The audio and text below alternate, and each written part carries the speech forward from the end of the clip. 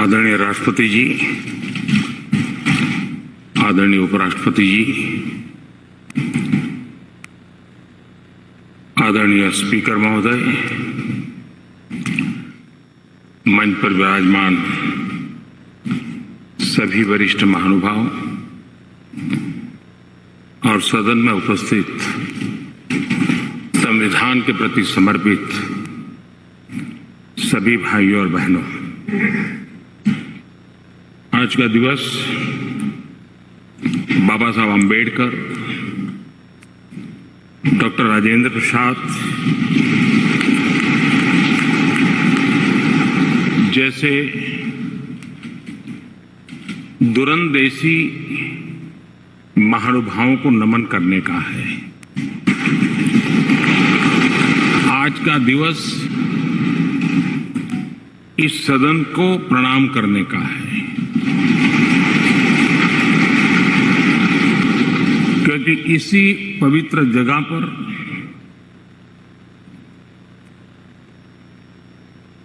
महीनों तक भारत के विद्वज्जनों ने, एक्टिविस्टों ने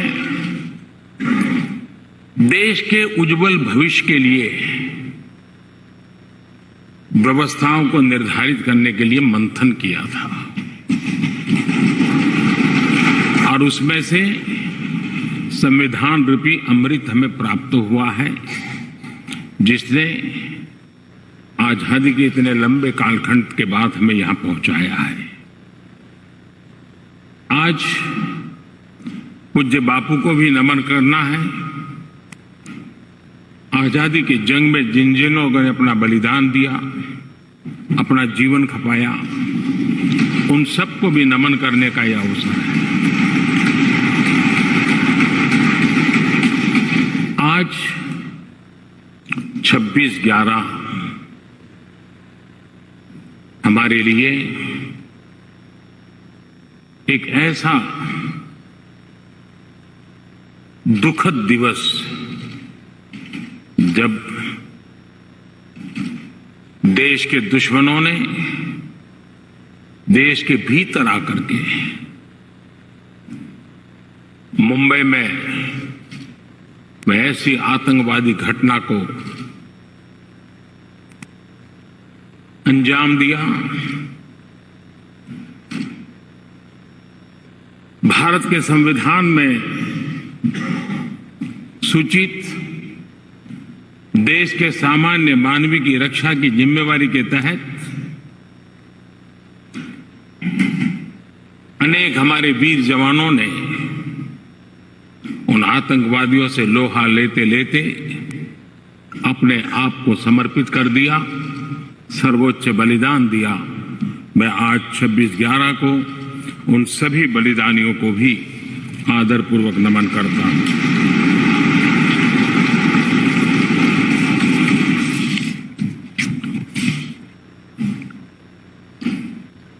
आदरणीय महानुभाव, कभी हम सोचें कि आज अगर हमें संविधान निर्माण करने की नौबत होती तो क्या होता। आजादी के आंदोलन की छाया,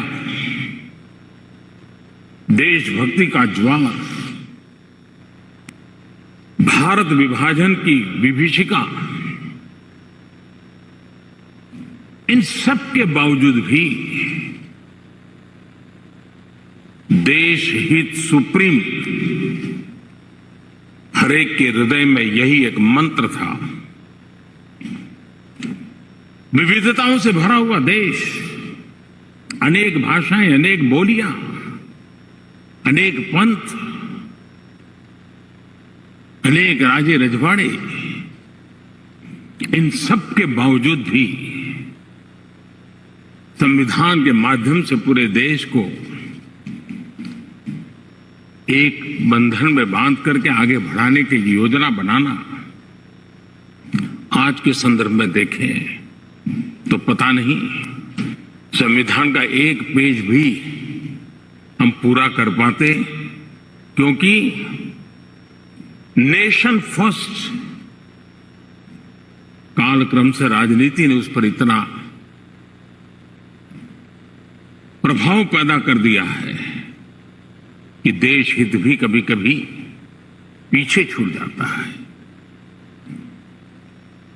ये उन महानुभावों को प्रणाम इसलिए करना चाहूंगा क्योंकि उनके भी अपने विचार होंगे, उनके विचारों की भी धारा होगी, उस धारा में धार भी होगी, लेकिन फिर भी राष्ट्रहित सुप्रीम होने के नाते सबने मिल बैठ करके एक संविधान दिया।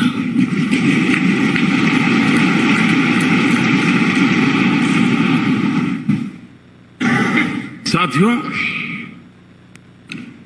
हमारा संविधान ये सिर्फ अनेक धाराओं का संग्रह नहीं है। हमारा संविधान सहस्त्रों वर्ष की भारत की महान परंपरा, अखंड धारा, उस धारा की आधुनिक अभिव्यक्ति है।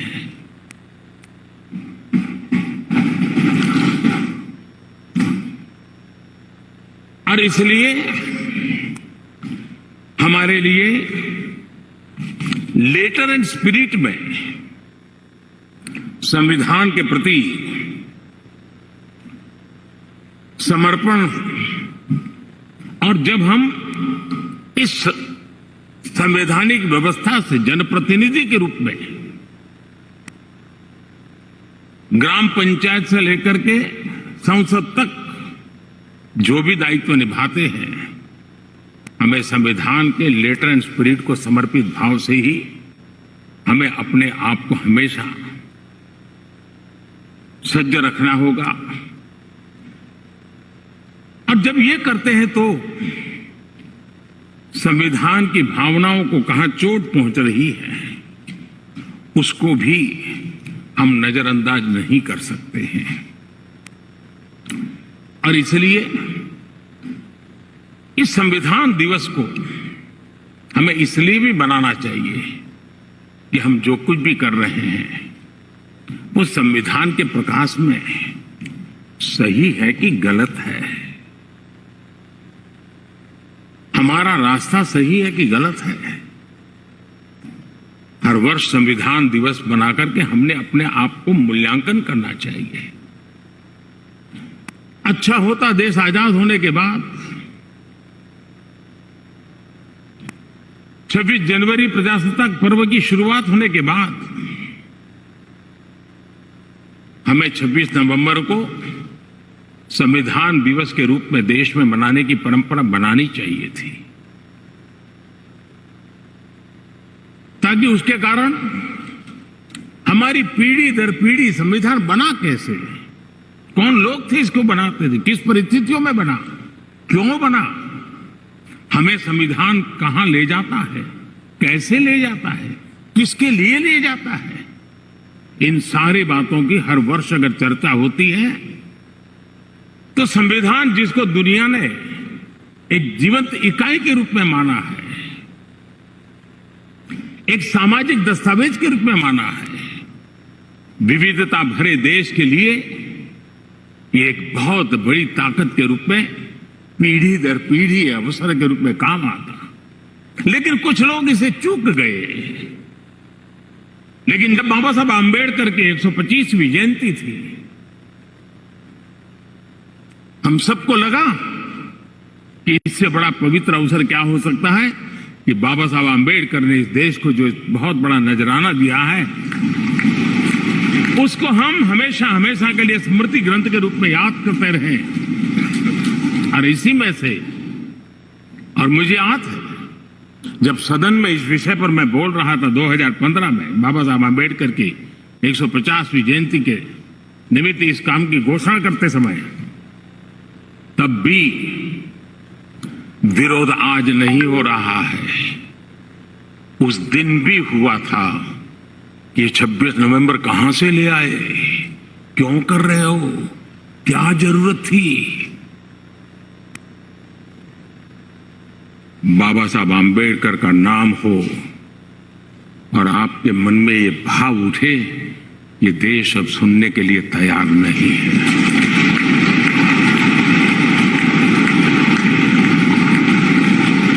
और आज अब भी बड़ा दिल रख करके खुले मन से बाबा साहब आम्बेडकर जैसे मनीषियों ने देश को जो दिया है, इसका पुण्य स्मरण करने की तैयारी ना होना, ये भी एक चिंता का विषय है।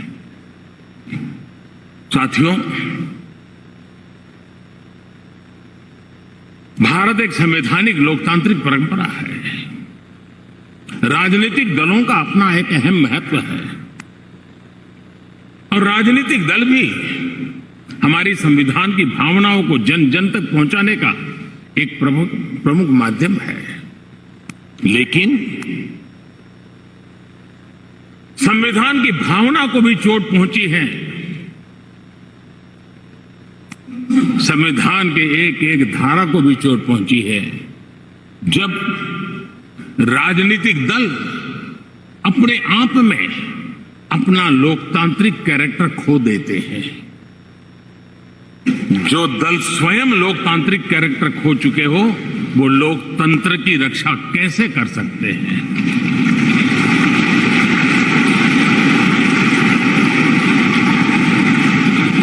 आज देश में कश्मीर से कन्याकुमारी, हिंदुस्तान के हर कोने में जाइए, भारत एक ऐसे संकट की तरफ बढ़ रहा है जो संविधान को समर्पित लोगों के लिए चिंता का विषय है, लोकतंत्र के प्रति आस्था रखने वालों के लिए चिंता का विषय है, और वो है पारिवारिक पार्टियां।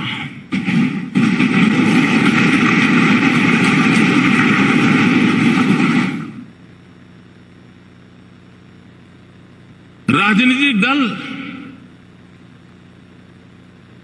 Party for the family, party by the family,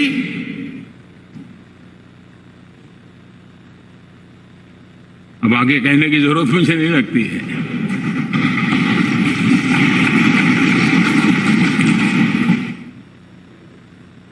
Kashmir से कन्याकुमारी हरी राजनीतिक दलों की तरफ देखिए, ये लोकतंत्र की भावना के खिलाफ है। संविधान हमें जो कहता है उसके विपरीत है। और जब मैं ये कहता हूं कि पारिवारिक पार्टियां, इसका मतलब मैं ये नहीं करता हूं कि एक परिवार में से एक से अधिक लोग राजनीति में ना आए। जी नहीं, योग्यता के आधार पर जनता के आशीर्वाद से किसी परिवार से एक से अधिक लोग राजनीति में जाएं, इससे पार्टी परिवारवादी नहीं बन जाती है। लेकिन जो पार्टी पीढ़ी दर पीढ़ी एक ही परिवार चलाता रहे, पार्टी की सारी व्यवस्था परिवारों के पास रहे, वो लोग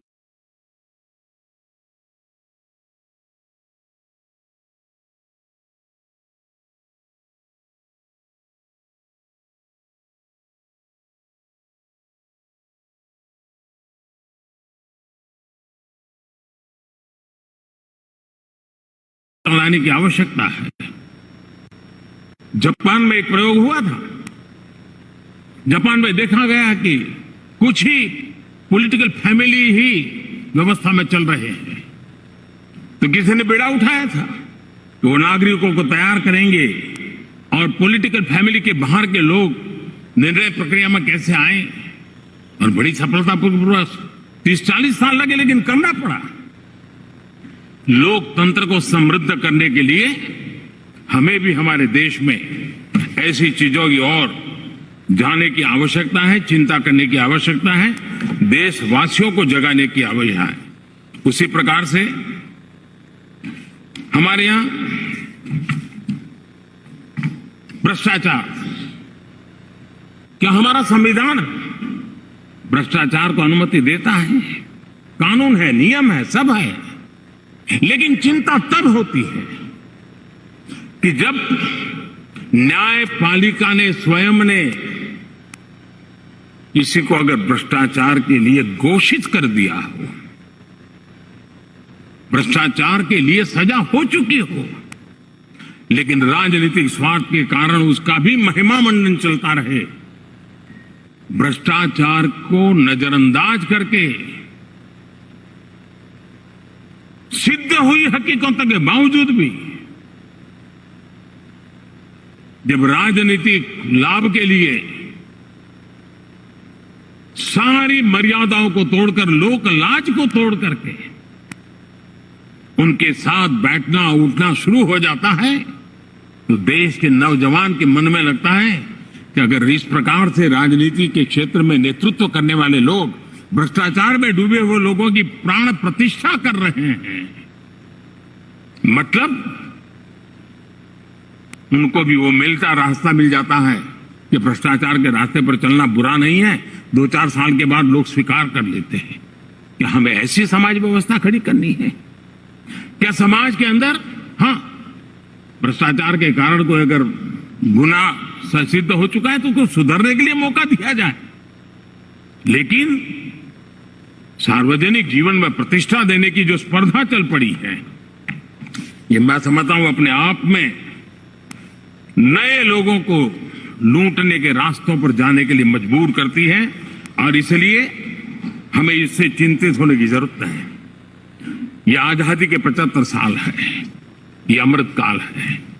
हमने अब तक आजादी के 75 साल दरमियान देश जिस स्थिति से गुजरा था, अंग्रेज भारत के नागरिकों के अधिकारों को कुचलने पर लगे हुए थे, और उसके कारण हिंदुस्तान के नागरिकों को उसके अधिकार मिले, इसके लिए लड़ना बहुत स्वाभाविक था और जरूरी भी था। महात्मा गांधी समेत हर कोई भारत के नागरिकों को उनके अधिकार मिले, इसलिए वो लड़ते रहे, ये बहुत स्वाभाविक है। लेकिन ये भी सही है कि महात्मा गांधी ने आजादी के आंदोलन में भी अधिकारों के लिए लड़ते लड़ते भी देश को कर्तव्य के लिए तैयार करने के लिए लगातार कोशिश की थी। उन्होंने भारत के नागरिकों में उस बीज को बोने की लगातार कोशिश की थी कि सफाई करो, प्रौढ़ शिक्षा करो, नारी सम्मान करो, नारी गौरव करो, नारी को एम्पावर करो, खादी पहनो, स्वदेशी का विचार, आत्मनिर्भर भारत का विचार, कर्तव्यों की तरफ महात्मा गांधी लगातार देश को तैयार करते रहे। लेकिन आजादी के बाद महात्मा गांधी ने जो कर्तव्य के बीज बोए थे, वो आजादी के बाद वटवृक्ष बन जाने चाहिए थे, लेकिन दुर्भाग्य से शासन व्यवस्था ऐसी बनी कि उसने अधिकार अधिकार अधिकार के ही बातें करके लोगों को एक ऐसी अवस्था में रखा कि हम हैं तो आपके अधिकार पूरे होंगे। अच्छा होता देश आजाद होने के बाद कर्तव्य पर बल दिया गया होता तो अधिकारों की अपने आप रक्षा होती।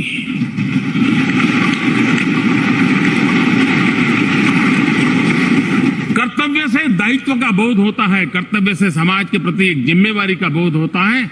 अधिकार से कभी कभी एक याचक वृत्ति पैदा होती है कि मुझे मेरा अधिकार मिलना चाहिए, यानी समाज को कुंठित रखने की कोशिश होती है।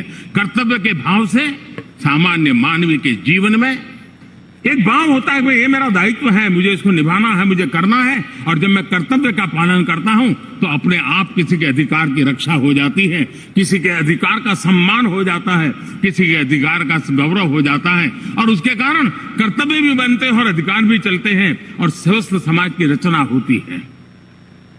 आजादी के अमृत महोत्सव में हमारे लिए बहुत आवश्यक है कि हम कर्तव्यों के माध्यम से अधिकारों की रक्षा करने के रास्ते पर चल पड़े। कर्तव्य का वो पथ है जिसमें अधिकार की गारंटी है, कर्तव्य का वो पथ है जो अधिकार सम्मान के साथ दूसरे को सुपुर्द करता है, उसके हक को दे देता है। और इसलिए आज जब हम संविधान के दिवस को मना रहे हैं, तब हमारे भीतर भी यही भाव निरंतर जगता रहे कि हम कर्तव्य पथ पर चलते रहें, कर्तव्य को जितनी अधिक मात्रा में निष्ठा और तपस्या के साथ हम मनाएंगे, हर किसी के अधिकारों की रक्षा होगी। और आजादी के दीवानों ने जिन सपनों को लेकर के भारत को बनाया था, उन सपनों को पूरा करने का सौभाग्य आज हम लोगों को मिला है। हम लोगों ने मिलकर के उन सपनों को पूरा करने में कोई कसर नहीं छोड़नी चाहिए। मैं फिर एक बार स्पीकर महोदय का इस महत्वपूर्ण अवसर के लिए बहुत बहुत बधाई देता हूं, अभिनंदन करता हूं कि उन्होंने इस बात कार्यक्रम की रचना की। ये कार्यक्रम किसी सरकार का नहीं था, ये कार्यक्रम किसी राजनीतिक दल का नहीं था, ये कार्यक्रम किसी प्रधानमंत्री ने आयोजित नहीं किया गया था। ये सदन का गौरव होते हैं स्पीकर, सदन का ये स्थान गौरवपूर्ण होता है। स्पीकर की एक गरिमा होती है, बाबा साहब आंबेडकर की गरिमा होती है, संविधान की अपनी एक गरिमा होती है। हम सब उन महान पुरुषों को प्रार्थना करें कि वो हमें शिक्षा दें, ताकि हम हमेशा स्पीकर पद की गरिमा बनाए रखें, बाबा साहब आंबेडकर का गौरव बनाए रखें और संविधान का गौरव बनाए रखें। इसी एक अपेक्षा के साथ आप सबका बहुत बहुत धन्यवाद।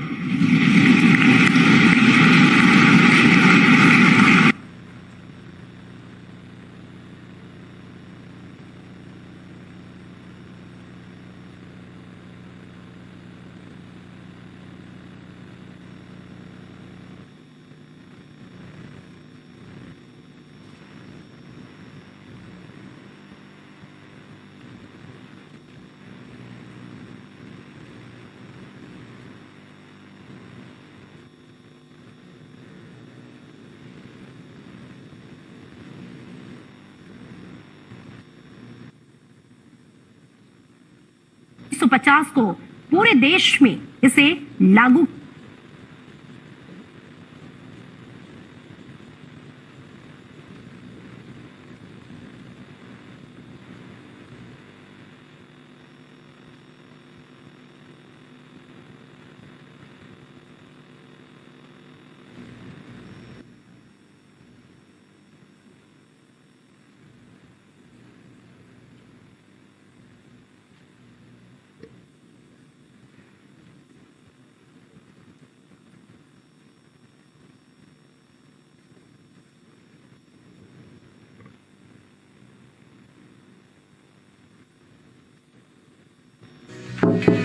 Wow offers on Make My.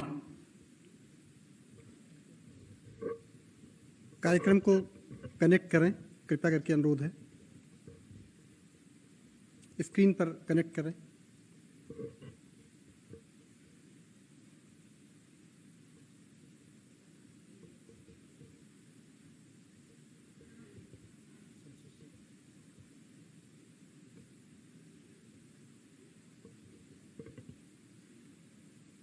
At the outset, I pay my gratitude to the President of the Constituent Assembly, Dr. Rajendra Prasad ji, Chairman of the Drafting Committee, Dr. Baba Saheb Ambedkar ji, and the members of the Constituent Assembly for providing direction for nation building.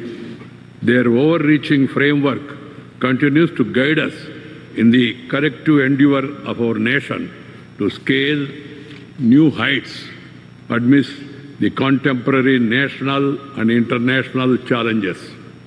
Our Constitution, in essence, is a statement of values, ideas, ideals, seeking to ensure justice, liberty, and equality for all in the true spirit of fraternity, and is a guide to peaceful democratic transformation, enabling the people to fulfill their aspirations.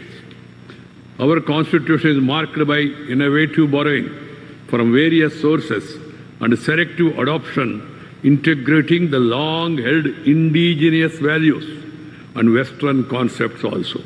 It exemplifies the essential Indian worldview that believes in welcoming noble thoughts from all over the world and adopting them in our national context. As we are all aware, it was the people of India who gave themselves this Constitution through their elected representatives in the Constituent Assembly. The preamble summarizes the philosophy of the Constitution, in which the people preferred our country to be a democratic republic, thereby indicating the instrumentalities by which the intended socio-economic transformation was to be achieved. It has been our firm belief that people are at the center of our development. They are the agents of the transformation of our country. Their empowerment is the goal of all our efforts. Their aspirations steer our policies. Their strengths drive our growth. Democracy ultimately is about the people, their central role in governance, and it is who determine who should govern, how should they govern, and what the governance should ultimately lead to. Keeping this perspective in view, we had taken the first major step towards democratic governance by introducing universal franchise right from the day when we became independent. While it took 144 years for the US and 100 years for the UK to confer voting rights on women and the working class, we had the courage of conviction that each and every Indian should have the right to vote and be able to shape our shared destiny. I have referred to the preamble of the Constitution that mandated our country to be a democratic republic in order to share my thoughts on this solemn occasion on the functioning of our parliamentary democracy and its institutions. In a pluralist society like ours, with incredibly fascinating variety and diversity, debate and dialogue become the most important instruments for shaping public policies. This process of dialogue requires openness to new perspectives, a willingness to listen to diverse views. This is the spirit that pervaded the deliberations of the Constituent Assembly. That's the true spirit with which we should ideally permeate our parliamentary system. Discuss, debate, and decide. And in a democracy, what is important is tolerance towards the mandate of the people. I underline tolerance towards the mandate of the people. This should be guiding principle. Addressing the presiding officers' conference held recently in Simla, Honorable Prime Minister referred to the need to make the legislatures more productive. This is absolutely essential. We must make our parliament and legislatures effective forums for the focused attention on people's concern and national development.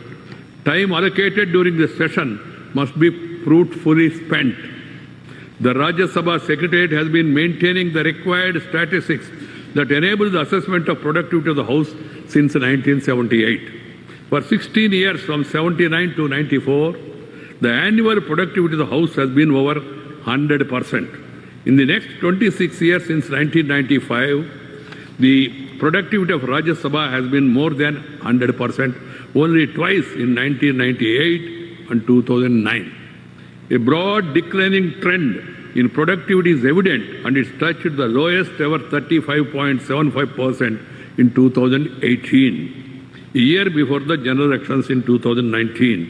During the last 254th session, the productivity has further slipped into 29.60, which means that the Rajya Sabha has lost about 70% of the functional time. All concerned need to ponder over the fact of the rendering legislature so dysfunctional. Clearly, we need to have more meaningful, productive use of our time in our parliament. We need to recognize the exalted place that the parliament occupies in people's perception. It is indeed the sacred place where people's voices are articulated and heard, where their hopes and fears are debated, where laws protecting them foster their growth and enable fast-tracked national development are formulated. The Constituent Assembly debates suggest Rajya Sabha was created primarily to ensure that the enactment of legislation process is carried out with calm, dispassionate, learned, evidence-based balanced approach. It was meant to be a house of elder statesmen, accomplished public persons who had the ability to participate in a dialogue without rancor and prejudice, who had the ability to present and debate on issues with conviction and persuasive expression. My experience over the last 4 years suggests that no legislative proposal of the government was defeated on the floor of the House, and in fact, quite a few of them were passed by consensus. However, there were instances of bills being delayed on account of disruptions on various issues. I wish and hope that in future we would have fewer occasions like this because it results in inadequate scrutiny of the bills. The Parliament loses the benefit of knowledge and wisdom of its members who have been elected to these positions by the people of this country with great expectations. This also goes against the very objective of having an upper house, which was established for facilitating an in-depth discussion on key issues. Dr. Babasaheb Ambedkar ji had quite aptly noted that the effective functioning of the Constitution will depend on the quality of the people chosen to work it, and said that the chosen bad lot can fail even a good Constitution, while the good lot can work even on a bad Constitution. As we celebrate the 75th year of our hard-fought independence and also commemorate Samvidhan Divas today, we must be mindful of this profound statement. One of the implications is that if we have to work a constitution well, we must focus both on strengthening all the organs of the state and established institutions as well as enabling good governance. The institutions as well as the people who run them matter. At the same time, we must constantly review our performance, critically and honestly reflect as to whether our policies and programs are in consonance with the constitutional values or not. That's why I mentioned about the performance of the upper house, of which I am the chairman. Underlying our constitutional architecture is the firm foundation of inclusion, of leaving no one behind. It is the vision that finds echo in overreaching philosophy of the present government led by Prime Minister Sri Narendra Bhai Modi, that believes in Sabka Saath, Sabka Vikas, Sabka Viswas and Sabka Prayas. We have been trying to forge national unity by celebrating diversity, by finding that many threads that bind us together, we must continue to do so. This is the core constitutional value we have inherited and fondly cherish. As Sardar Patelji said, and I quote, "But in the long run, it would be in the interest of all to forget that there is anything like majority or minority in this country, and that in India there is only one community. We are all one nation, one people. We care for everyone, especially of those who are marginalized and need support. Every Indian should be enabled to contribute to national development. Every Indian has to be given an opportunity to shape the new India we are collectively dreaming of. Every Indian must be educated, healthy, skilled and forward-looking, ready to be part of our country's growth story.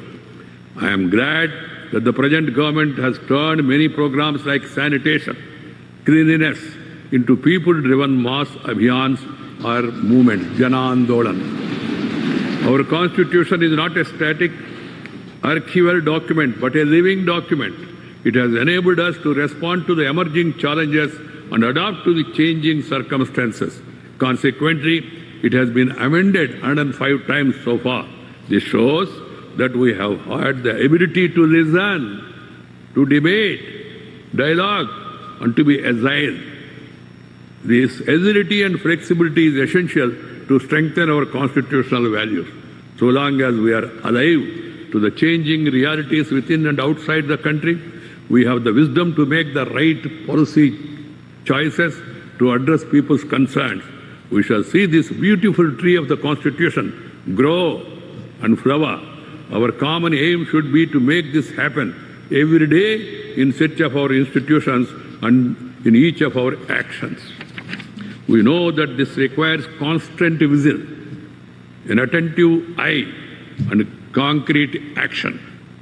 There were certain unfortunate efforts to subvert the spirit and philosophy of the Constitution during the dark period of emergency, but fortunately they were undone. We the people have time and again demonstrated that we will not allow this beautiful tree to wither. To conclude, our Constitution has worked well to enable our march towards building a new India and in the process realizing the dreams of the freedom fighters and the vision of the Constituent Assembly. We need to draw lessons from our past experience and move ahead to propel India forward. Azadi Ka Amrita Mahotsav is a celebration of our achievements collectively of the country. We can legitimately be proud of it. Let it be springboard to take India to the next level and occupy its rightful place in the Committee of Nations as a Sushikshit Bharat, Surakshit Bharat, Swastha Bharat, Atmanirbhar Bharat, and ultimately Ek Bharat, Shrestha Bharat. For this to happen, we all must work together with passion for the nation. That is what is required. Dhanyavad, Jai Hind.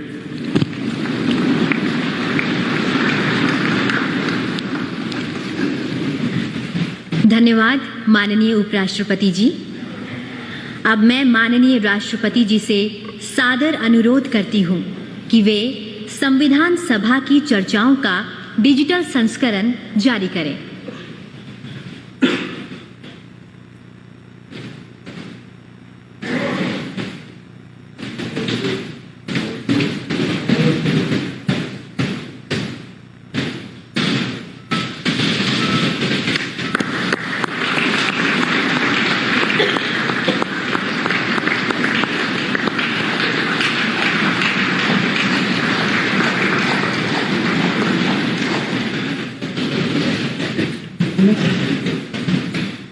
अब मैं माननीय राष्ट्रपति जी से अनुरोध करती हूं कि वे भारत के मूल संविधान की सुलेखित प्रति का डिजिटल संस्करण जारी करें।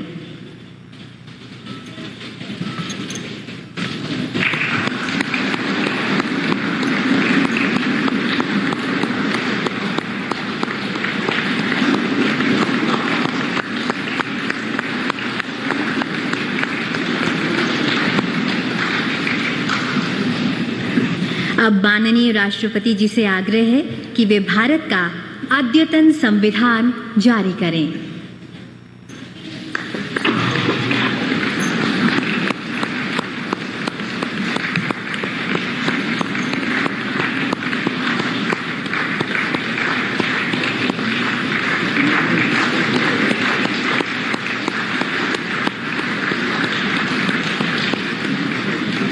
साथ ही मैं माननीय राष्ट्रपति जी से निवेदन करती हूं कि वे संवैधानिक लोकतंत्र पर ऑनलाइन प्रश्नोत्तरी का शुभारंभ करें।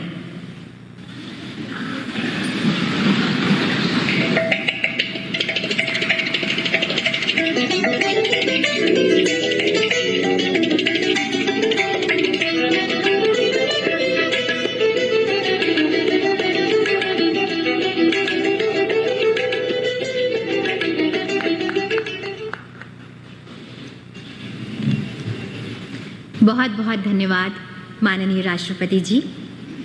अब मैं आपसे सादर अनुरोध करती हूं कि आप अपने ज्ञानवर्धक शब्दों से हम सभी का मार्ग प्रशस्त करें।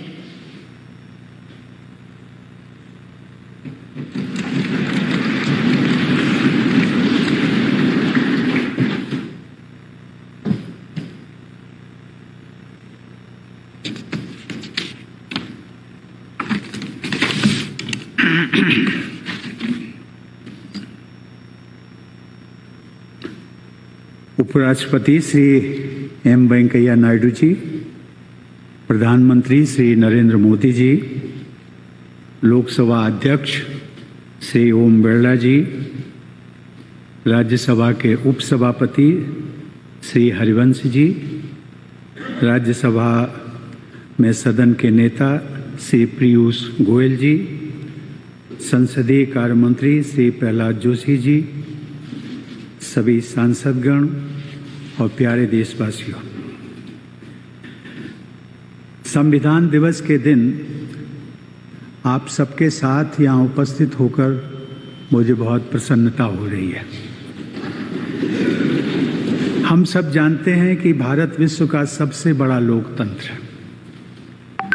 मुझे विश्वास है कि आप सब भी इस अवसर पर हमारे महान लोकतंत्र के प्रति गौरव का अनुभव कर रहे होंगे। इसी सेंट्रल हॉल में 72 वर्ष पहले हमारे संविधान निर्माताओं ने स्वाधीन भारत के उज्जवल भविष्य के दस्तावेज को, यानी हमारे संविधान को अंगीकार किया था तथा भारत की जनता के लिए आत्मार्पित किया था। हमारे देशवासियों ने जब अपनी नियति के निर्धारण का अधिकार हासिल किया, उस समय का भारत लंबे विदेशी शासन के दौरान किए गए शोषण से त्रस्त था। उस समय हमारे देश के करोड़ों लोग गरीबी और निरक्षरता का दंश भोग रहे थे। उस स्थिति को बदलने के लिए तथा राष्ट्र निर्माण के लिए लोगों में उत्साह जागृत हो चुका था। हमारे कर्मठ देशवासियों को एक संवैधानिक संरचना की आवश्यकता थी। लगभग 7 दशक की अल्प अवधि में ही भारत के लोगों ने लोकतांत्रिक विकास की एक ऐसी अद्भुत गाथा लिख दी जिसने समूची दुनिया को विस्मित कर दिया। मैं ये मानता हूँ कि भारत की ये विकास यात्रा हमारे संविधान के बल पर ही आगे बढ़ती जा रही है। देवियों और सज्जनों, हमारे संविधान में वे सभी उदात्त आदर्श समाहित हैं जिनके लिए विश्व के लोग भारत की ओर सम्मान और आशा भरी दृष्टि से देखते हैं। हम भारत के लोग, इन शब्दों से आरंभ होने वाले हमारे संविधान से ये स्पष्ट हो जाता है कि भारत का संविधान लोगों की आकांक्षाओं की सामूहिक अभिव्यक्ति है। संविधान सभा के सदस्यों ने जनप्रतिनिधि की हैसियत से संविधान के प्रत्येक प्रावधान पर चर्चा और बहस की। वे साधारण लोग नहीं थे। उनमें से अनेक सदस्य कानून के क्षेत्र में अपनी प्रतिभा का लोहा मनवा चुके थे। अनेक सदस्य अपने अपने क्षेत्र के प्रतिष्ठित विद्वान थे और कुछ तो दार्शनिक भी थे। लेकिन संविधान के निर्माण में वे सभी संविधान सभा के लिए निर्वाचित जनप्रतिनिधि के रूप में ही भाग ले रहे थे। उनके शब्दों के पीछे उनके सत्कार्यों और नैतिकता का आभा मंडल था। उनके चरित्र की महानता का परिचय हमारे स्वाधीनता संग्राम में उनकी भागीदारी के दौरान लोगों को मिल चुका था। संविधान निर्माण के लगभग 3 वर्षों में उन महान विभूतियों ने भारत की सामूहिक परिकल्पना को बड़े मनोयोग से स्वरूप प्रदान किया। मुझे प्रसन्नता है कि आज संविधान सभा की चर्चाओं तथा संविधान के कैलीग्राफ्ट वर्जन और अपडेटेड वर्जन के डिजिटल संस्करण जारी कर दिए गए हैं। इस प्रकार टेक्नोलॉजी की सहायता से ये सभी अमूल्य दस्तावेज सबके लिए सुलभ हो गए। देवियों और सज्जनों, संविधान सभा की चर्चाओं में राष्ट्र निर्माण के लिए मानवीय चिंतन और चेतना की पराकाष्ठा के दर्शन होते हैं। उन चर्चाओं के डिजिटल वर्जन से केवल देशवासियों को ही नहीं बल्कि पूरे विश्व को, विशेषकर युवा पीढ़ी को हमारे देश की महानता और क्षमता की जानकारी मिलेगी और भविष्य के लिए मार्गदर्शन भी प्राप्त होगा। संविधान के कैलीग्राफ्ट वर्जन से लोगों को हमारी कला, संस्कृति और परंपरागत कथाओं के महान आदर्शों की झलक कलात्मकता के सर्वश्रेष्ठ रूप में देखने को मिलेगी। शासन व्यवस्था के आधारभूत ग्रंथ की इतनी कलात्मक प्रस्तुति का उदाहरण अन्यत्र शायद ही देखने को मिले। संविधान के अपडेटेड वर्जन से नागरिकों विशेषकर विद्यार्थियों को हमारी संवैधानिक प्रगति की अब तक की यात्रा की जानकारी प्राप्त होगी। संवैधानिक लोकतंत्र के विषय पर ऑनलाइन क्विज कराने की पहल अत्यंत सराहनीय है। यह रोचक माध्यम हमारे नागरिकों विशेषकर युवा पीढ़ी में संवैधानिक मूल्यों के संवर्धन में बहुत प्रभावी सिद्ध होगा। माननीय सांसदगण, हमारे संविधान निर्माताओं ने देशवासियों में साक्षरता की कमी तथा अनेक अन्य आशंकाओं के बावजूद साधारण के विवेक में अटूट आस्था दिखाते हुए यूनिवर्सल अडल्ट फ्रेंचाइज का अधिकार सभी नागरिकों को दिया। इसके पहले किसी भी लोकतंत्र में आरंभ से ही यूनिवर्सल अडल्ट फ्रेंचाइज का अधिकार प्रदान नहीं किया गया था। प्रारूप समिति के अध्यक्ष डॉक्टर बाबा साहब आम्बेडकर ने 16 जून 1949 को जब यूनिवर्सल अडल्ट फ्रेंचाइज का प्रस्ताव प्रस्तुत किया तो वह प्रस्ताव बिना किसी खास प्रतिरोध के सर्वसम्मति से पारित हो गया। इस संदर्भ में विशेष रूप से यह तथ्य उल्लेखनीय है कि इंग्लैंड और अमेरिका जैसे देशों में महिलाओं को लंबे संघर्ष के बाद मताधिकार प्राप्त हो सका था, परंतु हमारे देश में न केवल महिलाओं को आरंभ से ही मताधिकार प्रदान किया गया बल्कि कई महिलाएं संविधान सभा की सदस्य भी थीं और उन्होंने संविधान के निर्माण में अपना अभूतपूर्व योगदान दिया था। हम भारत के लोग ये गर्व से कह सकते हैं कि हमारे संविधान के निर्माण में फाउंडिंग फादर्स के साथ साथ फाउंडिंग मदर्स ने भी अपना योगदान दिया है। पश्चिम के कुछ विद्वान ये कहते थे कि भारत में वयस्क मताधिकार की व्यवस्था विफल हो जाएगी, परंतु यह प्रयोग न केवल सफल रहा अपितु समय के साथ और मजबूत हुआ है। यहाँ तक कि अन्य लोकतंत्रों ने भी इससे बहुत कुछ सीखा है। हमारी आज़ादी के समय राष्ट्र के समक्ष उपस्थित चुनौतियों को ये ध्यान में रखा जाए तो भारतीय लोकतंत्र को निसंदेह मानव इतिहास की सबसे बड़ी उपलब्धियों में से एक माना जा सकता है। इस उपलब्धि के लिए हम संविधान निर्माताओं की दूरदर्शिता और जनगण मन की बुद्धिमत्ता को नमन करते हैं। माननीय सांसदगण, 26 नवंबर 1949 को संविधान सभा के अध्यक्ष के रूप में संविधान पर हस्ताक्षर करने से कुछ ही क्षण पहले डॉक्टर राजेंद्र प्रसाद जी ने एक वक्तव्य दिया था। उनके कुछ शब्दों को मैं यहाँ दोहराना चाहता हूँ। उन्होंने कहा था, कोट, एक विधि निर्माता न केवल बुद्धिमान होना चाहिए बल्कि उसमें हर मामले में संतुलित दृष्टिकोण अपनाने की योग्यता भी होनी चाहिए ताकि वह स्वतंत्र रूप से कार्य कर सके और सबसे बढ़कर जीवन के मूलभूत आदर्शों के प्रति सच्चा बन सके। यदि एक शब्द में कहें तो उसे चरित्रवान होना चाहिए। अनकोट।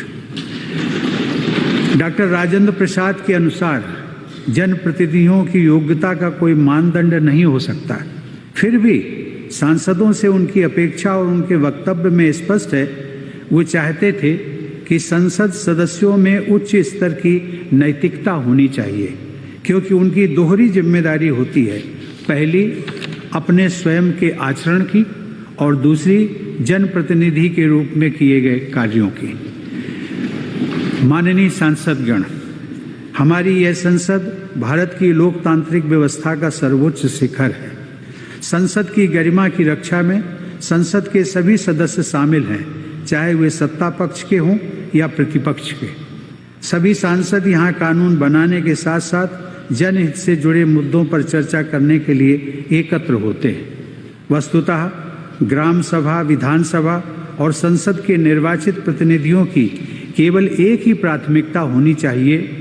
वह प्राथमिकता है अपने क्षेत्र के सभी लोगों के कल्याण के लिए और उससे भी बढ़कर राष्ट्र हित में कार्य करना।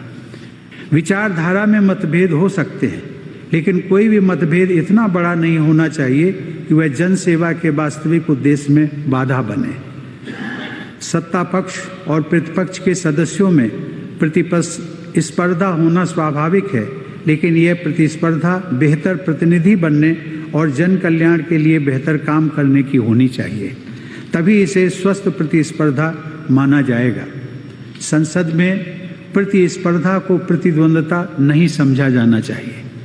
हम सब लोग ये मानते हैं कि हमारी संसद लोकतंत्र का मंदिर है, अतः हर सांसद की ये जिम्मेदारी बन जाती है कि वे लोकतंत्र के इस मंदिर में श्रद्धा की उसी भावना के साथ आचरण करें जिसके साथ वे अपने पूजा गृहों और इबादत गाहों में भी करते हैं। प्रतिपक्ष वास्तव में लोकतंत्र का सर्वाधिक महत्वपूर्ण तत्व है।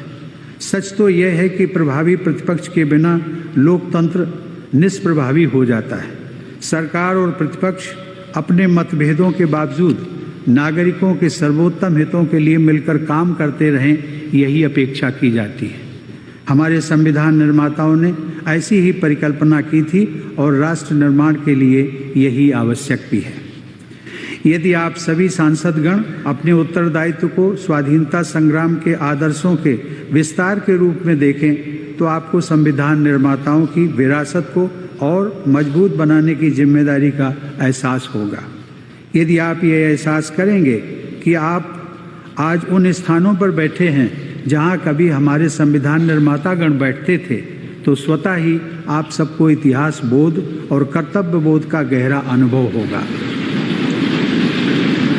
माननीय सांसदगण, हमारे देशवासियों के कर्तव्य बोध के उल्लेखनीय उदाहरण कोविड-19 की महामारी के दौरान दिखाई दिए। हमारी विशाल जनसंख्या और इसके घनत्व को देखते हुए इस महामारी की असाधारण चुनौती का सामना करना हमारे लिए और भी कठिन था। फिर भी देशवासियों ने इस चुनौती को स्वीकार किया और प्रशासन ने भी अधिक से अधिक लोगों की जान बचाने में कोई कसर नहीं छोड़ी। महामारी के शुरुआती महीनों का दौर गुजरे अब काफ़ी समय हो गया है, लेकिन वे दृश्य हमारे मनोमस्तिष्क में लंबे समय तक अंकित रहेंगे कि कैसे सभी देशवासियों ने एक दूसरे की मदद करने के भरपूर प्रयास किए और किस प्रकार से अलग अलग क्षेत्रों के कोरोना योद्धाओं ने भाईचारे के अद्भुत उदाहरण प्रस्तुत किए। हमने न केवल अपने लिए वैक्सीन विकसित की, बल्कि विश्व के अन्य देशों को भी वैक्सीन उपलब्ध कराने का बीड़ा उठाया। यह प्रयास मानवता के इतिहास में अपनी तरह का सबसे बड़ा अभियान माना जाएगा। माननीय सांसदगण, हमने हाल ही में राष्ट्रपिता महात्मा गांधी की 150वीं जयंती का वर्ष पर्यंत समारोह मनाया। अब हम स्वतंत्रता की 75वीं वर्षगांठ मना रहे हैं। यह हम सब के लिए प्रसन्नता का विषय है कि आज़ादी का अमृत महोत्सव के दौरान आयोजित विभिन्न कार्यक्रमों में देश भर के लोग बढ़ चढ़ कर भागीदारी कर रहे हैं। उनके उत्साह से यह प्रकट होता है कि उनके हृदय में उन ज्ञात और अज्ञात स्वतंत्रता सेनानियों के प्रति गहरा सम्मान है, जिनके त्याग और बलिदान के फलस्वरूप हमारे लिए आज़ादी की खुली हवा में सांस लेना संभव हो सका है। इस तरह के ऐतिहासिक महत्व के अवसर हमें उन जीवन मूल्यों की भी याद दिलाते हैं जिनके लिए हमारे स्वाधीनता सेनानियों ने संघर्ष किया और जो संविधान की उद्देशिका में न्याय, स्वतंत्रता, समता और बंधुता के रूप में उल्लिखित है। आइए संविधान दिवस के अवसर पर हम अपने दैनिक जीवन में उन महान राष्ट्रीय आदर्शों पर चलने के लिए स्वयं को पुनः समर्पित करें। इन आदर्शों का पालन करने से विश्व मंच पर हमारी उपस्थिति और मजबूत होगी तथा किसी भी चुनौती का सामना हम प्रभावी ढंग से कर सकेंगे। माननीय सांसदगण, हमारे संविधान के प्रिएम्बल अर्थात उद्देशिका को संविधान की अंतरात्मा कहा जाता है। आज के इस कार्यक्रम के अंत में सभी देशवासियों द्वारा संविधान की उद्देशिका का सामूहिक पाठ आयोजन करने की पहल अत्यंत सराहनीय है। इससे हमारे सभी देशवासियों में संविधान के आदर्शों के प्रति गौरव का भाव और मजबूत होगा। कुछ ही देर में हम सब संविधान की उद्देशिका का अक्षरशः पाठ करेंगे। अंत में संविधान दिवस के अवसर पर मैं सभी देशवासियों को पुनः हार्दिक बधाई देता हूं। धन्यवाद। जय हिंद।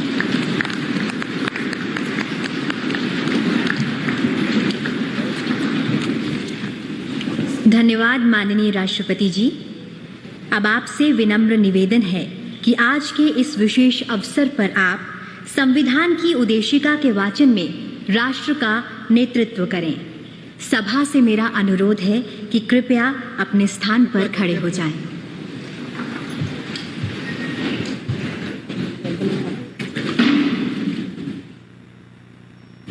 हम भारत के लोग भारत को एक संपूर्ण प्रभुत्व संपन्न समाजवादी पंथ निरपेक्ष लोकतंत्रात्मक गणराज्य बनाने के लिए तथा उसके समस्त नागरिकों को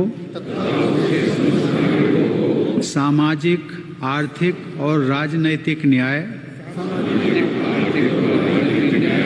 विचार, अभिव्यक्ति, विश्वास, धर्म और उपासना की स्वतंत्रता, प्रतिष्ठा और अवसर की समता प्राप्त कराने के लिए तथा उन सब में व्यक्ति की गरिमा और राष्ट्र की एकता और अखंडता सुनिश्चित करने वाली बंधुता बढ़ाने के लिए दृढ़ संकल्प होकर अपनी इस संविधान सभा में आज तारीख 26 नवंबर 1949 ईस्वी को एतद् द्वारा इस संविधान को अंगीकृत, अधिनियमित और आत्मार्पित करते हैं।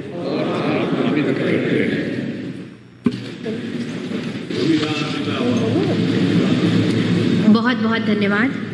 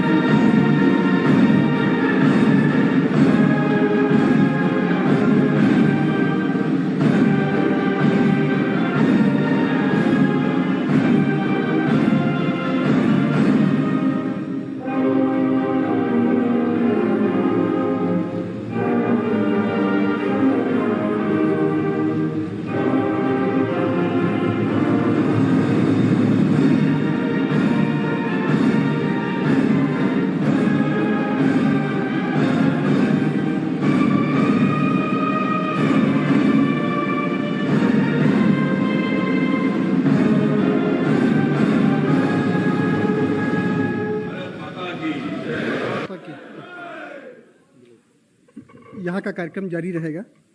संविधान दिवस के शुभकामनाओं के साथ अब मैं माननीय संसदीय कार्य मंत्री जी से अनुरोध करूंगा कि वह अपने उद्बोधन से इस प्रबुद्ध सभा को लाभान्वित करने की कृपा करें।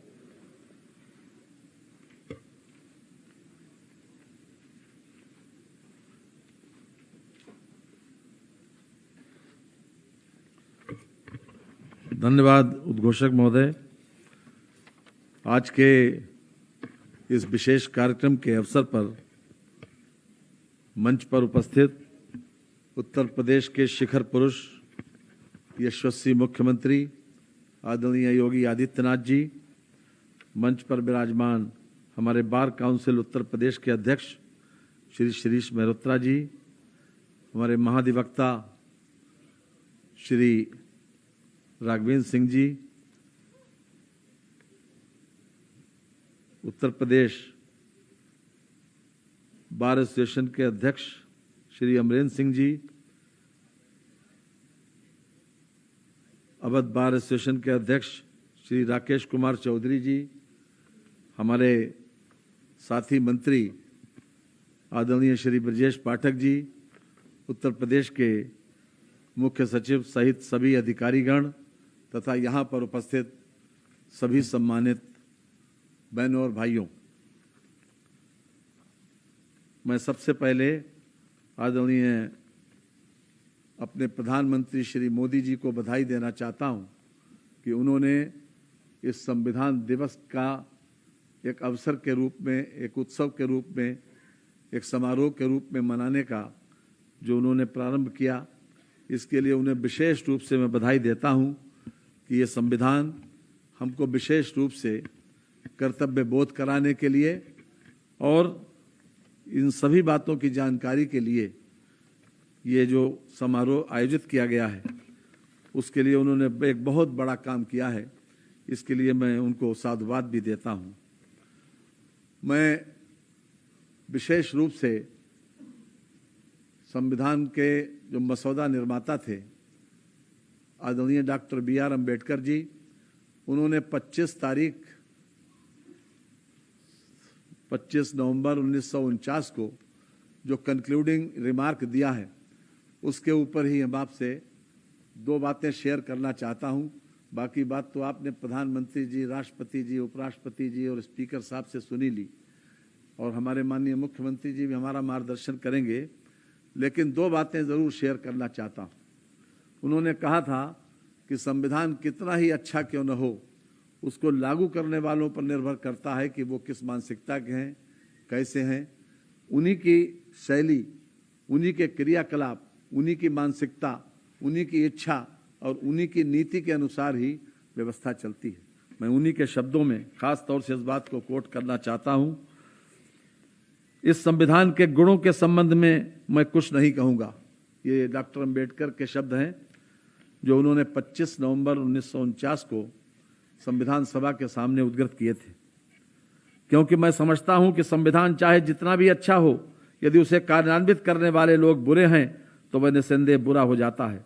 संविधान का क्रियाकरण पूर्णतया संविधान के प्रकार पर निर्भर करता है। संविधान केवल विधानमंडल, कार्यपालिका और न्यायपालिका जैसे अंगों के लिए व्यवस्था कर सकता है। राज्य में इन अंगों का क्रियाकरण जिन पर निर्भर करता है वह जनता और उसके द्वारा स्थापित किए गए राजनीतिक पक्ष हैं, जो उसकी इच्छा और नीति पालन करने के साधन होते हैं। आज मुझे कहते हुए इस बात की खुशी है कि उत्तर प्रदेश में एक सक्षम नेतृत्व, एक ऐसा नेतृत्व जो न्यायप्रिय भी है और रूल ऑफ लॉ को मान्यता देकर उन्होंने पूरे प्रदेश को एक बीमारू प्रदेश से उत्तम प्रदेश बनाने का जो काम किया है। हमारे एक रोल मॉडल के रूप में माननीय मुख्यमंत्री जी उभरे हैं, और यह जीता जागता उदाहरण है हमारे सामने कि जिसकी जैसी मानसिकता होती है, एक न्यायप्रिय और रूल ऑफ लॉ को स्थापित करने वाले प्रदेश में मैं मुख्यमंत्री जी को विशेष रूप से इस संदर्भ में बधाई देना चाहता हूं कि उनके नेतृत्व में इस प्रदेश का न केवल पूरे प्रदेश के जन भावना बदली है, प्रदेश के बारे में लोगों का परसेप्शन बदला है, और ये उनकी न्यायप्रियता और विकास के प्रति रुचि का एक सबसे बड़ा उदाहरण हमारे सामने है। आज वो रोल मॉडल बनकर हमारे बीच में उतरे हैं।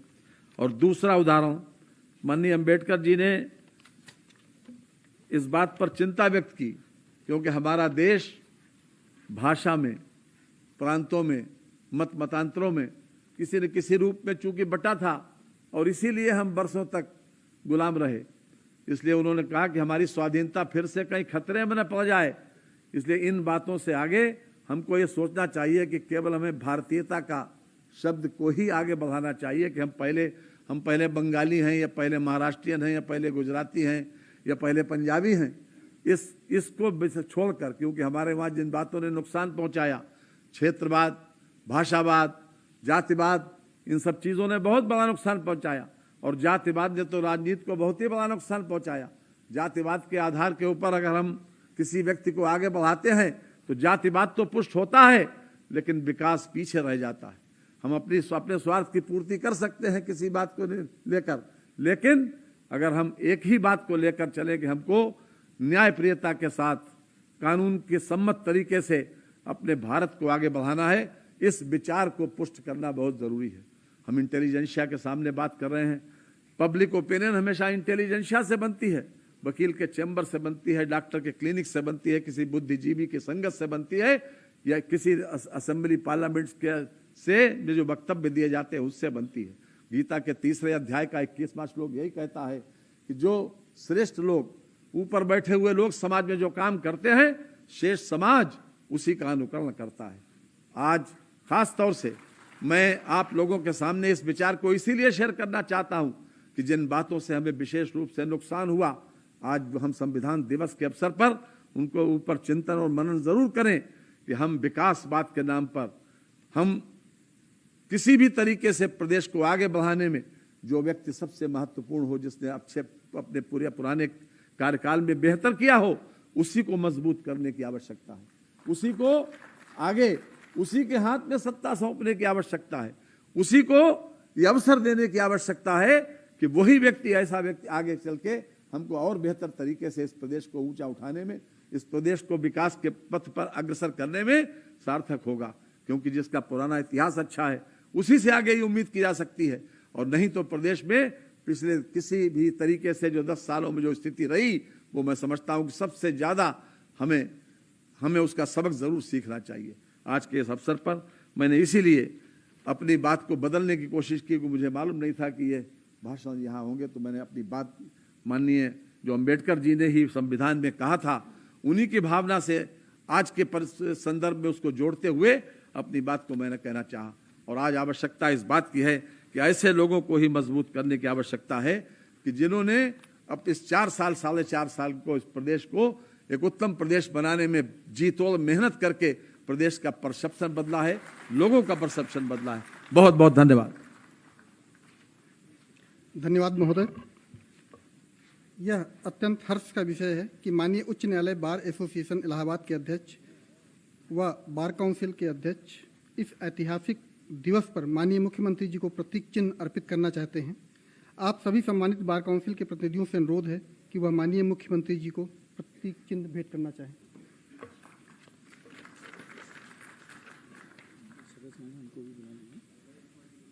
काउंसिल के सभी प्रतिनिधि आ जाए।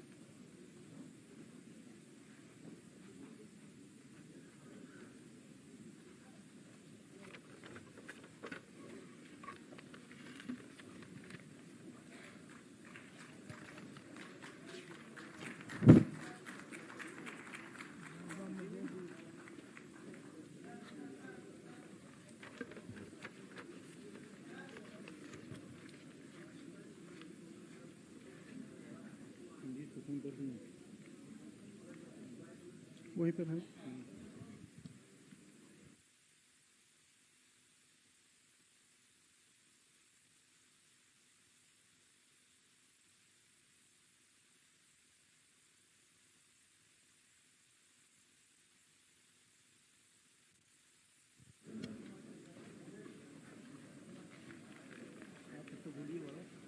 हो गया।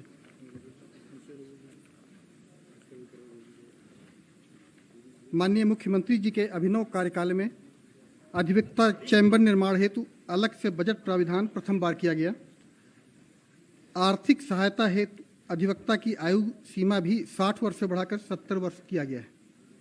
कार्यक्रम के अंत में मैं अध्यक्षीय भाषण के लिए उत्तर प्रदेश के युवा एवं ओजस्वी मुख्यमंत्री आदरणीय श्री योगी आदित्यनाथ जी को सादर आमंत्रित करें।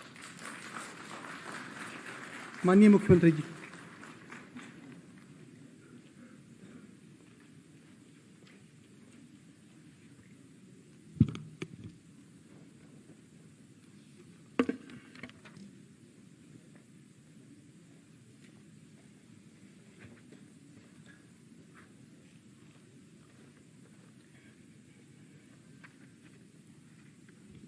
संविधान दिवस के अवसर पर आयोजित आज के इस कार्यक्रम में मंच पर उपस्थित मेरे साथ प्रदेश सरकार में वरिष्ठ मंत्री, संसदीय कार्य और वित्त विभाग के मंत्री श्री सुरेश कुमार खन्ना जी, प्रदेश के विधि एवं न्याय मंत्री श्री ब्रजेश पाठक जी,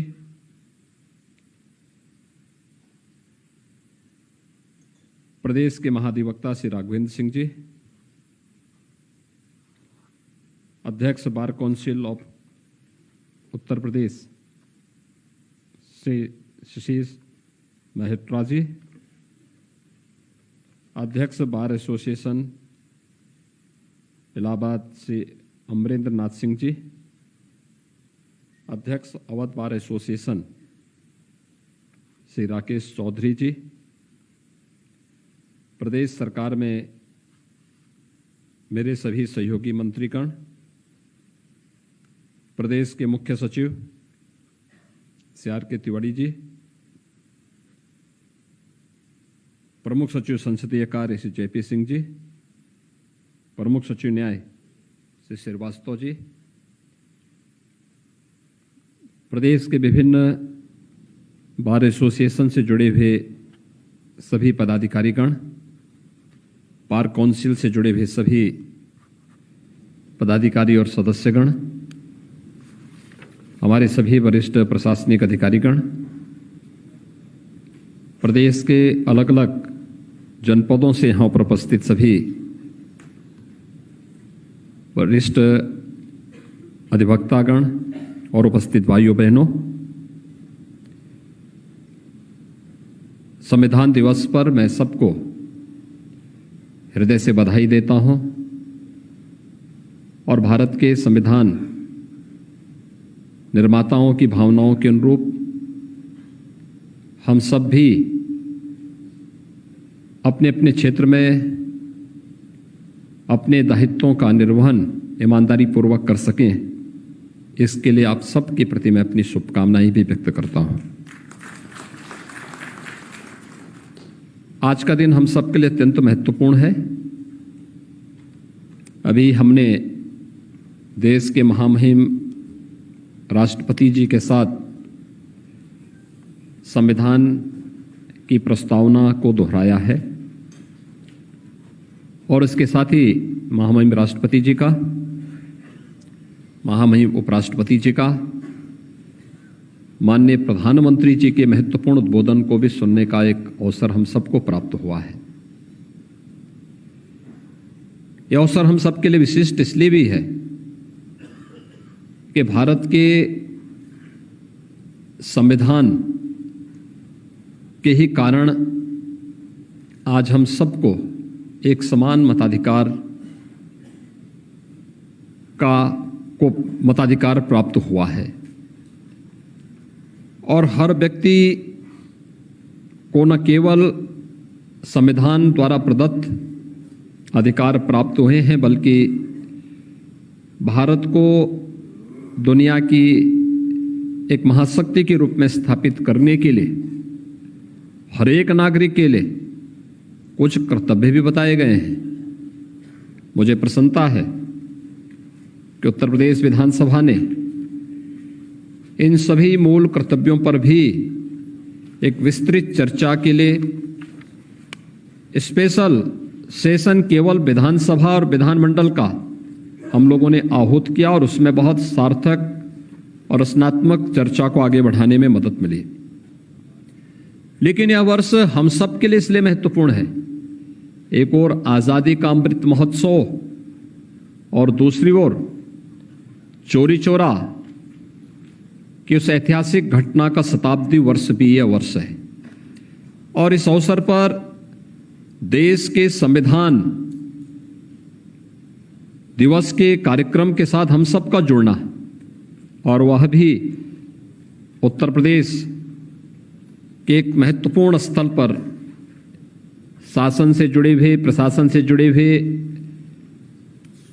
विभिन्न बार एसोसिएशन और बार काउंसिल से जुड़े हुए पदाधिकारियों का एक मंच पर एक साथ उपस्थित होना एक अद्भुत अवसर हम सबको प्रदान करता है। मैं इसके लिए इस अवसर पर आप सबका हृदय से स्वागत भी करता हूं, अभिनंदन भी करता हूं। हम सब जानते हैं कि 26 नवंबर 1949 को हमारे देश का संविधान को अंगीकृत, अधिनियमित और आत्मार्पित हुआ था। संविधान निर्माण समिति के अध्यक्ष डॉक्टर राजेंद्र प्रसाद जी थे, लेकिन अलग अलग समितियों के प्रारूप को एक रूप देना, एक शिल्पी के रूप में कौन इस दायित्व का निर्वहन करेगा, और यह दायित्व दिया गया था बाबा साहब डॉक्टर भीमराव अंबेडकर जी को, जिन्होंने इस कार्यक्रम को बखूबी निर्वहन करते हुए, अगर आप देखेंगे भारत के संविधान को तो जो मूल प्रति है, जब भारत के संविधान, भारत के गणतंत्र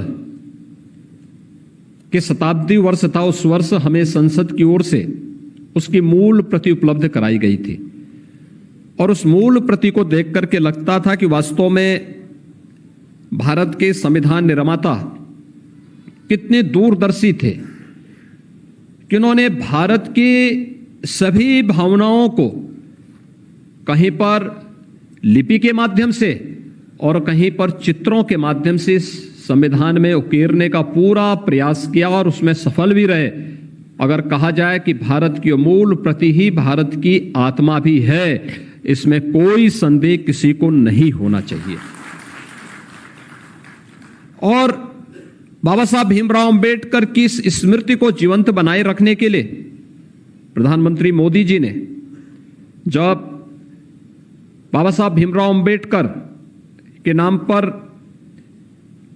उनकी स्मृति को बनाए रखने के लिए अंबेडकर स्मारक की आधारशिला के अवसर पर 19 नवंबर 2015 को मुंबई में प्रधानमंत्री जी ने इस बात की घोषणा की थी कि 26 नवंबर की तिथि भारत के संविधान दिवस के रूप में मनाए जाने की आवश्यकता है। और उसके उपरांत हम सब जानते हैं कि बाबा साहब भीमराव अंबेडकर की 125वीं जयंती वर्ष के उपलक्ष्य में 26 नवंबर 2015 को भारत में पहली बार संविधान दिवस के आयोजन को पूरी भव्यता के साथ मनाया गया था। और तब से प्रतिवर्ष पूरा देश इस संविधान दिवस के साथ जुड़ करके भारत के संविधान के प्रति अपनी प्रतिबद्धताओं को और अपने संकल्पों को जोड़ने का कार्य करता है। भाइयों बहनों, हम सब इस बारे में देखते हैं। आज जो यहां पर महत्वपूर्ण उद्बोधन हम सबको प्राप्त हुआ है आदरणीय प्रधानमंत्री जी का, आदरणीय उपराष्ट्रपति जी और आदरणीय राष्ट्रपति जी का, उसने उन सभी भावनाओं का ही प्रतिनिधित्व किया है जो भारत के संविधान की मूल भावना है। और भारत के संविधान की उन मूल भावना का प्रतिनिधित्व मुझे लगता है या किसी व्यक्ति, किसी जाति, किसी मत, किसी मजहब, किसी क्षेत्र और भाषा के दायरे में कैद करके नहीं, बल्कि पूरे भारत के प्रत्येक नागरिक का यह दायित्व बनता है। क्योंकि भारत के संविधान का वास्तविक संरक्षक अगर किसी को माना गया है तो अब भारत के नागरिक को माना गया है, भारत के नागरिकों को माना गया है, भारत की जनता को माना गया है। और इसलिए जनता के प्रति जवाबदेही ये भारत के संविधान के द्वारा इस बात के प्रति हम सबको आग्रही बनाया गया है। और इन्हीं सब भावनाओं का प्रतिनिधित्व आज के उद्बोधन के माध्यम से भी हम सबको प्राप्त हुआ है। और इसमें हम सबको, जिसमें हम सब इस बारे में देखते हैं कि कैसे इस पूरी भावनाओं को उकेरने का प्रयास हुआ है। और भारत के संविधान ने भी, क्योंकि जब भारत 1947 के पहले जब भारत की आजादी की बात एक निष्कर्ष की ओर पहुंच रही थी तो इस देश के अंदर बहुत सारे लोग थे। कुछ लोग, एक बड़ा तबका था जो भारत को भारत के रूप में रखने के लिए पूरी दृढ़ प्रतिज्ञ भाव के साथ कार्य कर रहे थे। लेकिन कुछ लोग ऐसे भी थे जो अंग्रेजों के पिट्ठू बन करके भारत को एक नहीं रखना चाहते थे। उन्होंने भारत को अलग अलग राष्ट्रीयताओं के समूह के रूप में भी दिखाने का प्रयास किया था और उस समय उसके अनुरूप षड्यंत्र भी करने के प्रयास किए थे।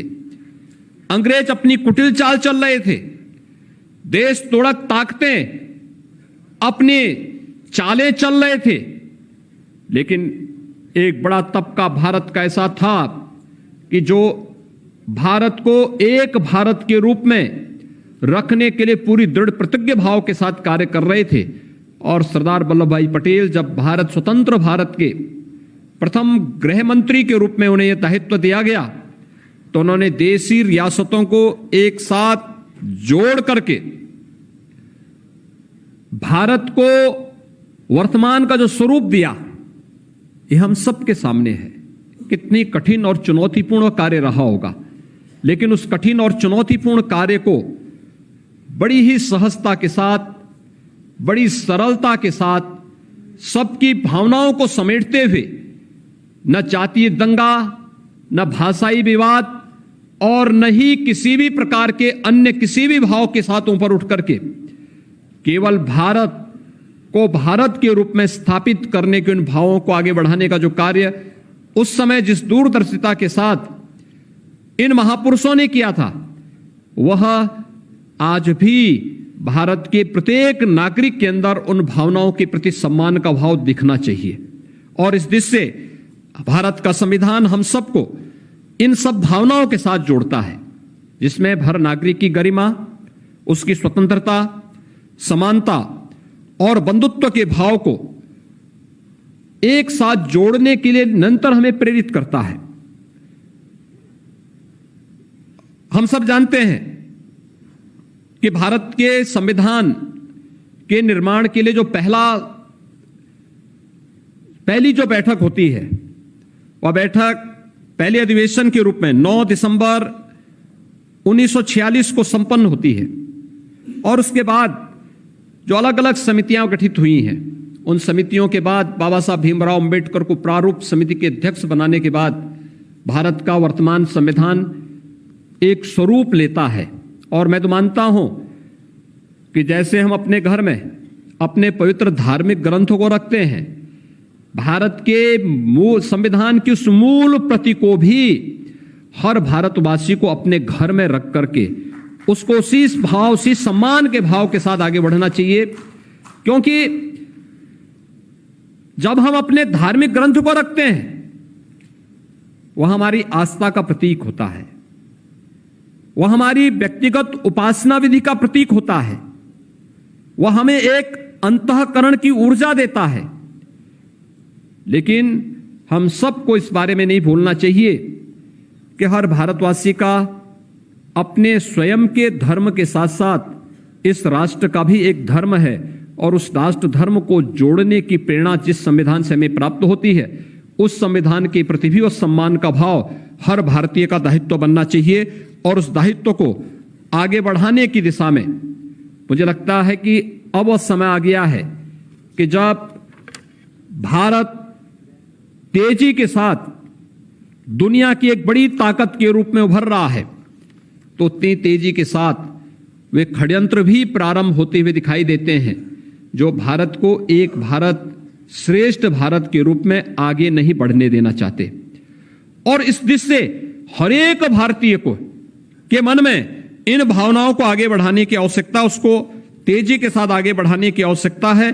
और ये मुझे लगता है कि भारत का संविधान दिवस के रूप में 26 नवंबर की तिथि को मनाया जाना उन भावनाओं का प्रतिनिधित्व करता है। इस दिशा में हम तेजी के साथ आगे बढ़ सकेंगे, इस विश्वास के साथ आज का यह संविधान दिवस के अवसर पर यहां पर यह आयोजन, यहां पर भी प्रदेश शासन के द्वारा भी यहां पर आयोजित किया गया है।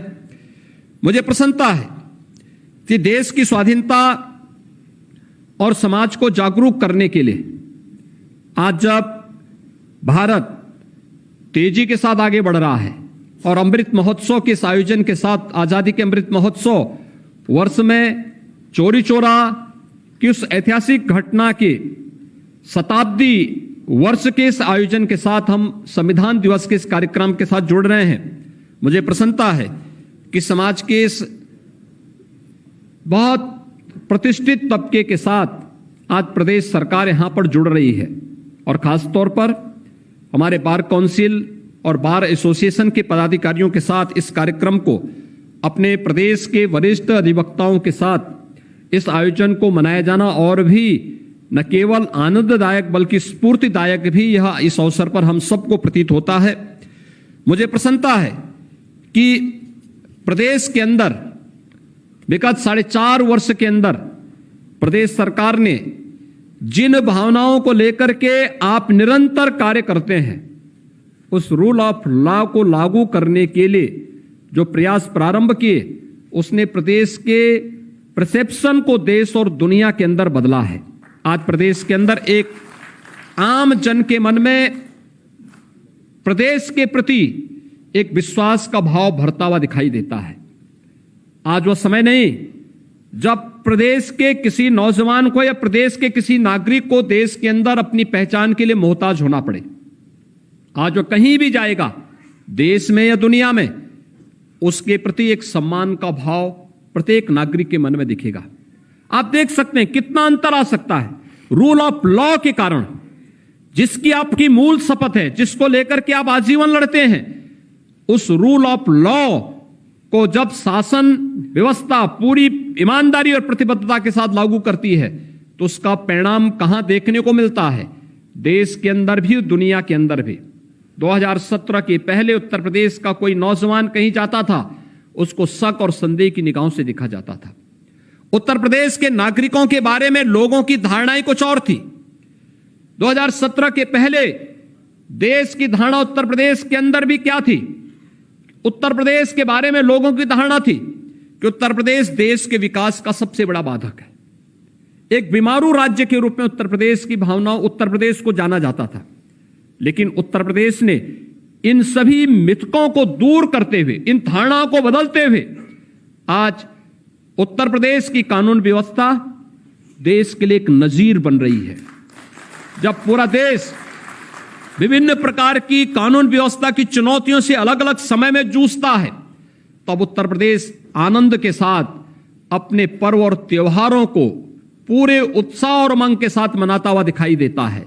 उत्तर प्रदेश आज निवेश की उन भारी संभावनाओं को लेकर के आए। लोगों के लिए आश्चर्य होता है जब दुनिया में कोई निवेश के लिए आता है देश में, और निवेश के लिए आने पर जब देश की 2 राज्यों को उसको चयन करना होता है, उनमें से उत्तर प्रदेश एक होता है, तो सबके लिए कौतूहल और आश्चर्य का विषय होता है कि उत्तर प्रदेश में आखिर एक ऐसा क्या हुआ है जो उत्तर प्रदेश देश के विकास में बाधक माना जाता था। उस उत्तर प्रदेश में आज देश की कल्याणकारी योजनाओं की 44 ऐसी योजनाएं हैं जिनमें 17 के पहले उत्तर प्रदेश किसी में 17वें स्थान पर, किसी में 25वें स्थान पर, किसी में 30वें स्थान पर, किसी में सबसे अंत में होता था। आज उन सभी 44 योजना में उत्तर प्रदेश नंबर 1 पर है। उत्तर प्रदेश आज विकास के कुछ नए प्रतिमान स्थापित कर रहा है और ये सभी उस दिशा में किए गए प्रयास के परिणाम हैं। उसमें आपने देखा होगा उत्तर प्रदेश में रूल ऑफ लॉ लागू करने के लिए प्रदेश ने किस रूप में प्रयास प्रारंभ किए। ये प्रदेश के अंदर चाहे वह पास्को कोर्ट की स्थापना महिला संबंधी अपराधों पर प्रभावी नियंत्रण करने के लिए किए गए प्रयास, न्यायालयों के आधुनिकीकरण की प्रक्रिया को आगे बढ़ाने में दिए जाने वाले योगदान हो, न्यायालय के इंफ्रास्ट्रक्चर को बढ़ाने में दिए जाने वाले योगदान का हो, या फिर उत्तर प्रदेश की प्रयागराज में एक नए नेशनल लॉ यूनिवर्सिटी की स्थापना के लिए अपनी स्वीकृति और सहमति देने के साथ साथ उसके शिलान्यास के कार्यक्रम को भी महामहिम राष्ट्रपति जी के कर कमलों से संपन्न करने के कार्यक्रम को आगे बढ़ाने का रहा हो। इन सभी कार्यक्रमों को आगे बढ़ाया, सफलतापूर्वक आगे बढ़ाया गया।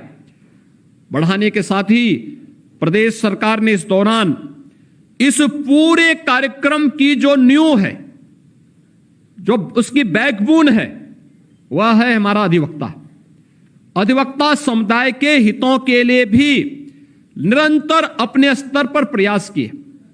आज उत्तर प्रदेश में भी आपने देखा होगा 19, 20, 21 3 दिवसीय यहां पर देश के डीजीज कॉन्फ्रेंस था, जिसमें 3 दिनों तक प्रधानमंत्री जी ने और गृह मंत्री जी ने उत्तर प्रदेश में डीजीज कॉन्फ्रेंस में पूरा समय देकर के देश के अंदर आंतरिक सुरक्षा और कानून व्यवस्था के मुद्दे पर विस्तृत चर्चा अलग अलग राज्यों से की।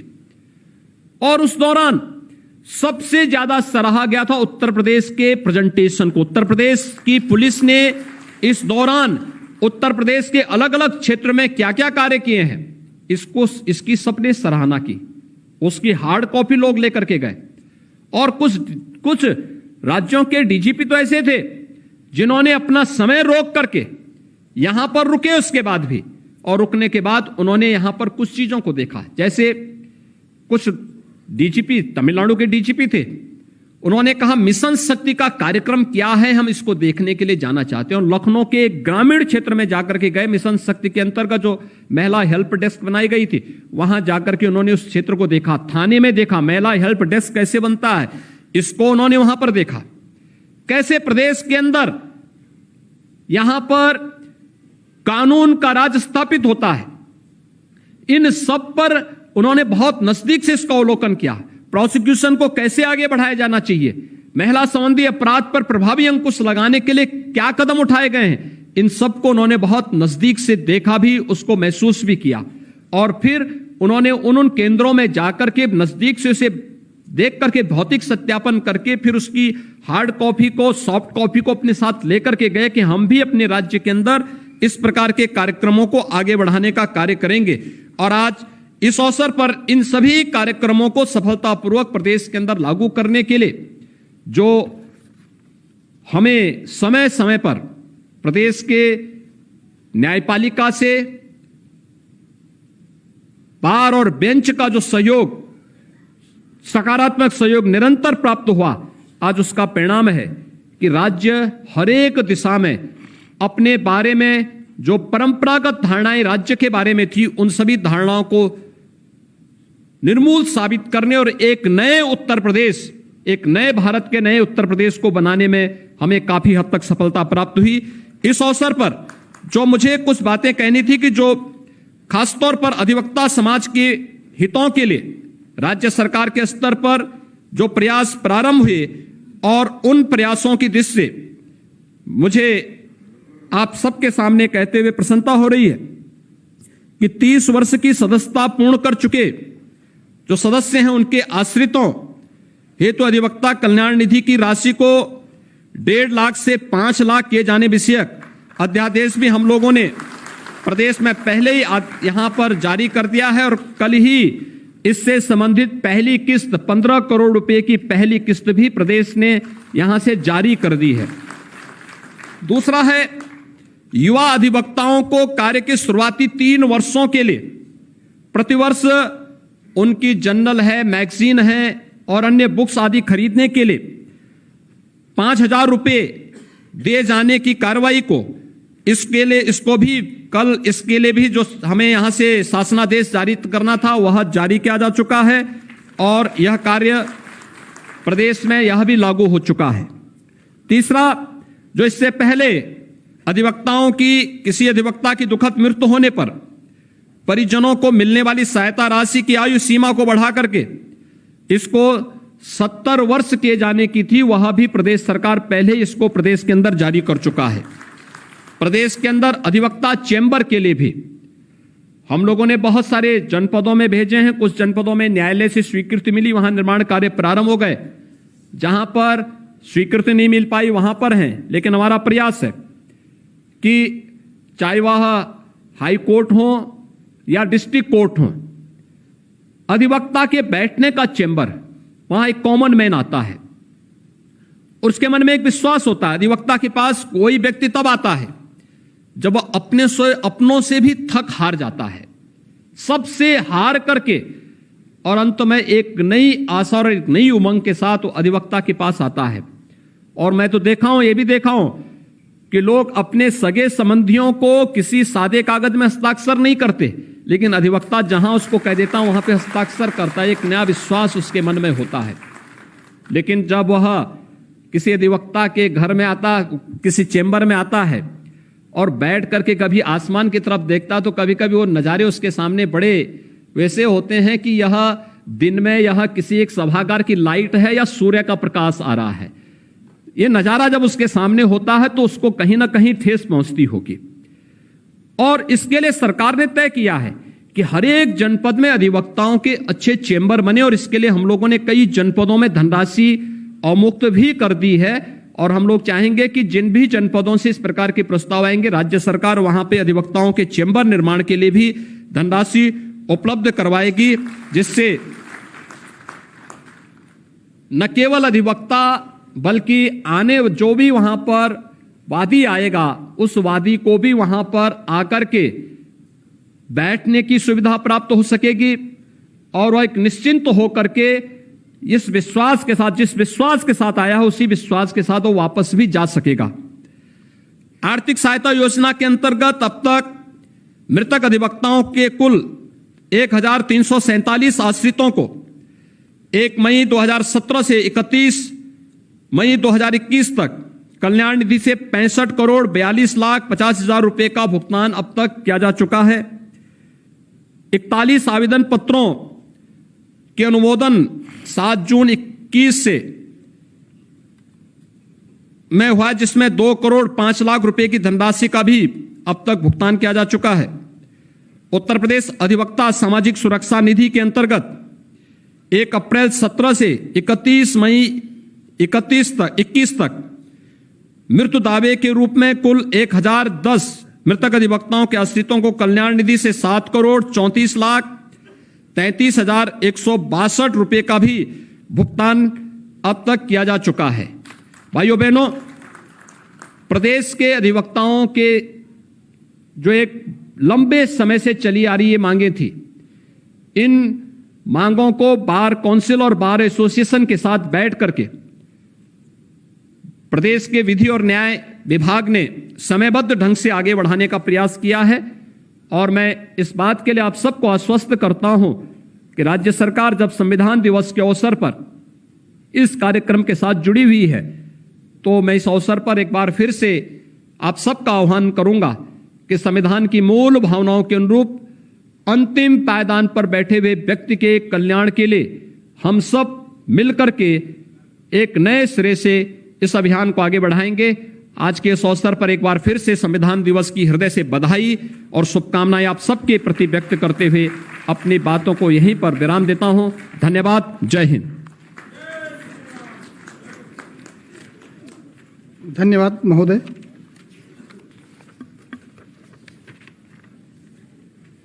अब मैं माननीय विधि एवं न्याय मंत्री जी से अनुरोध करना चाहूंगा कि वह धन्यवाद ज्ञापित करने की कृपा करें।